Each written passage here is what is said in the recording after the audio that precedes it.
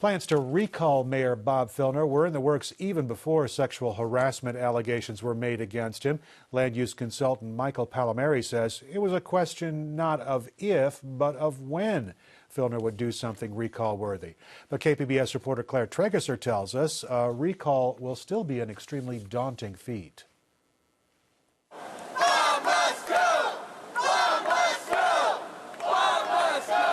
Never in San Diego's history has mayoral recall seemed more possible. In the past month, an ever-expanding roster of women have stated publicly that Filner made unwanted sexual advances toward them, and a growing chorus of political leaders are calling on Filner to resign. Right now, Filner isn't in the mayor's office, and recall organizers hope to keep it that way. They can start gathering signatures on August 18th and then have just 39 days to gather more than 102,000 signatures. This is the biggest recall effort in the history of the city. Mesa College political professor Carl Luna says recall is the only way to remove Filner from office, short of criminal indictment. But he says a recall's chances of success are grim. Propositions have almost 4 times as much time to gather their signatures, so it's easier for a proposition ballot amendments to reach the ballot.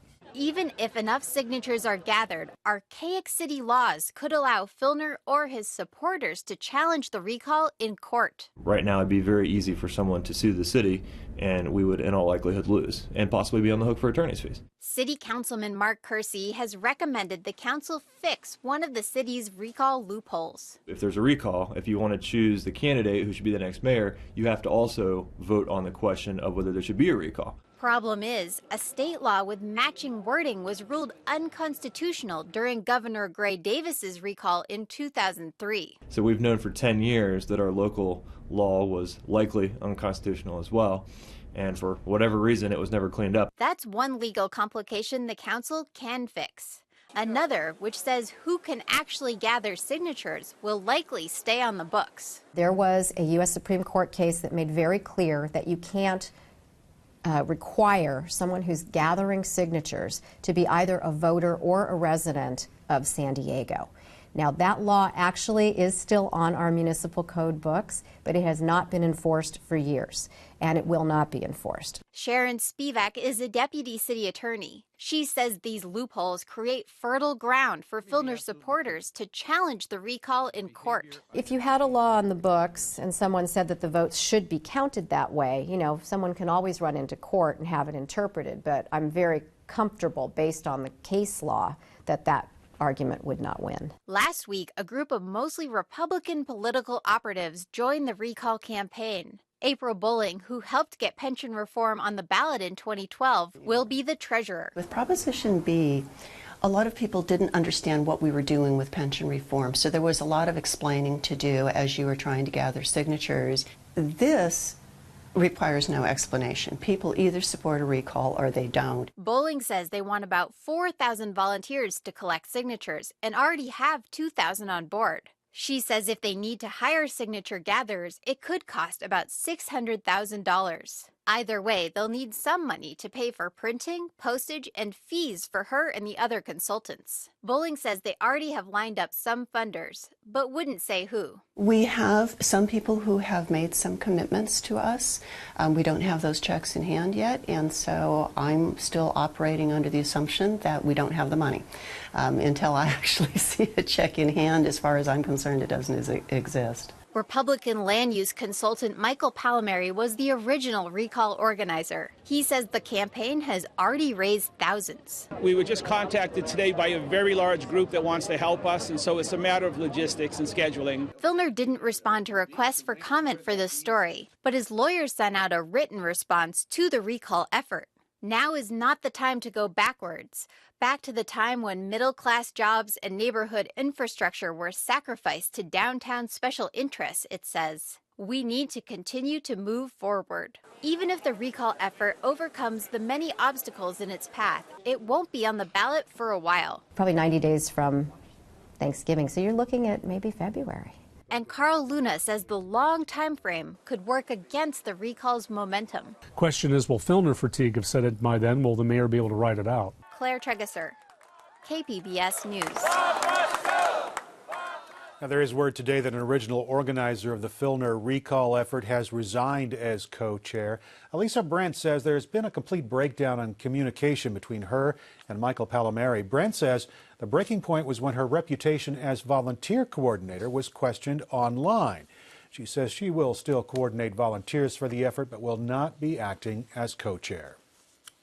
A number of recent polls indicate about 70% of San Diegans want Mayor Bob Filner to resign.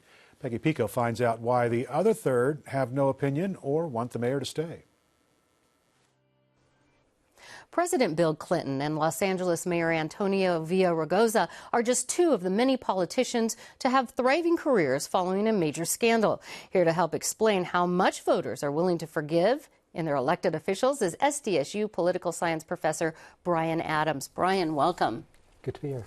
Now, one recent survey of 600 people here in San Diego finds 77% want the mayor to step down.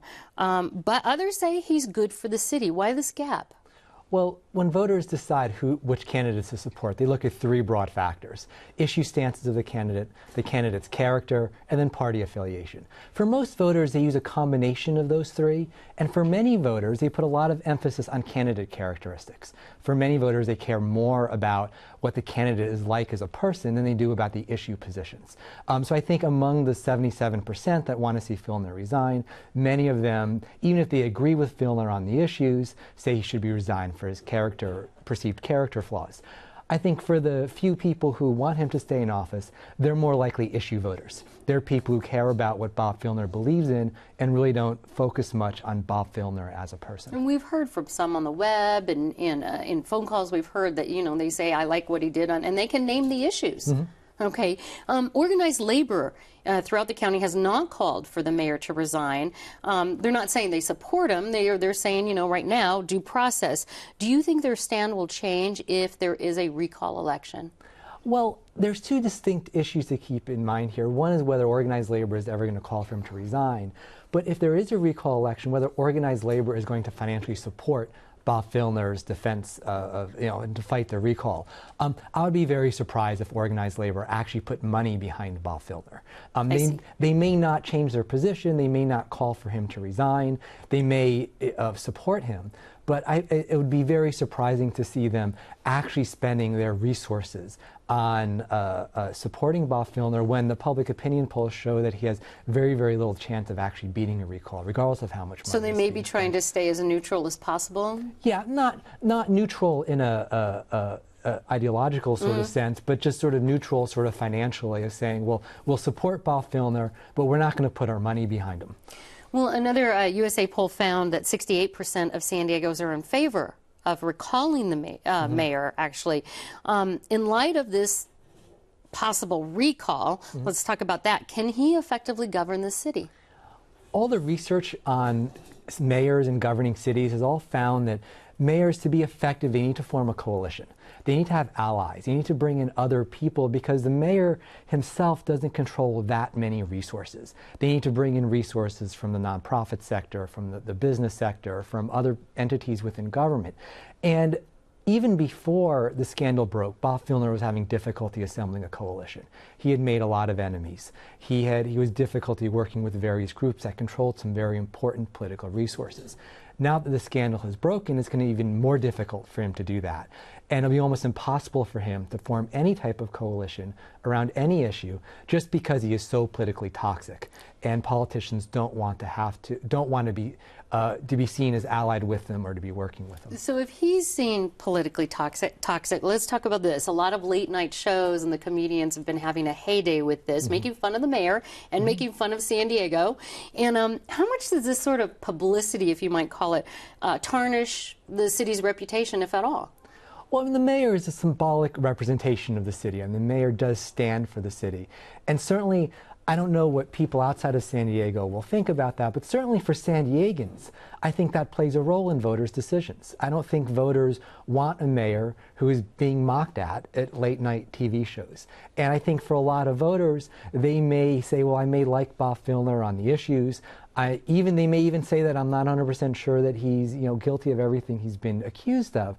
But I don't want to be represented by a mayor who is ridiculed and isn't a good representation of the city, and they may vote for a recall despite otherwise supporting Bob Filner. In light of these polls and public opinion, and that's really all it is at this point, how likely do you think it is that there will be a recall election? Well, the most difficult thing is getting the signatures to get the recall on the ballot. I mean, that's the biggest hurdle. And I don't know if that's going to happen or not. It takes a lot of money, probably at least $1 million to do that, and a lot of paid signature gatherers to collect signatures in a short period of time. If a recall gets on the ballot, I have a lot of difficulty finding any way that Bob Filner could actually beat it. Yeah. Okay, well, SDSU political science professor Brian Adams, thank you so much. Thank you. You can find our coverage of this continuing story online at kpbs.org/news/Filner.